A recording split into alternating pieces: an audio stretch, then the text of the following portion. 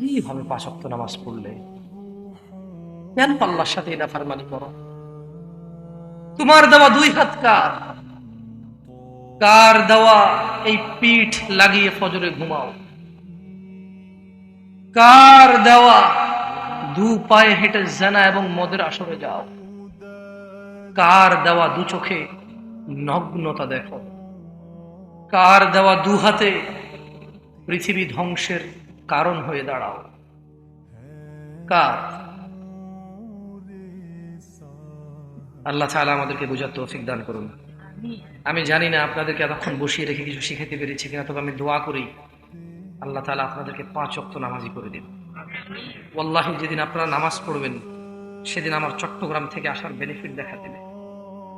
যেদিন আপনি 1 ওয়াক্ত নামাজ পড়বেন ওই ওয়াক্তের সব আমার কাছে আসবে। সারা রাত যদি এখানে বসে ওয়াজ করি আর আপনি নামাজি না হন, ওয়াল্লাহি আমার এই চিটং থেকে 20 ঘন্টার জার্নি, আমার এই সুন্দর জীবন আল্লাহর দেওয়া এই নিয়ামতের একটা দিন একটা রাত পার হওয়া একেবারে বেকার হয়ে দাঁড়াবে। 25-30 হাজার টাকা এরা দিবে, গাড়ি নিয়ে নেবে, তেল খরচ, টোল খরচ, ড্রাইভার খরচ, এদেরও থাকলো না, আমারও থাকলো না। আবার জীবনের একটা দিনও হারিয়ে গেল স্ত্রী সন্তান ছাড়া। আপনি এখানে 10টা 8টা থেকে বসে আছেন, এই 4 ঘন্টা আপনার পুরো জীবনের সবকিছুর বিনিময়ে ফিরিয়ে আনতে পারবেন না যদি নামাজি না হন। শুধু শুধু এই 4 ঘন্টা আপনি ব্যয় করেছেন।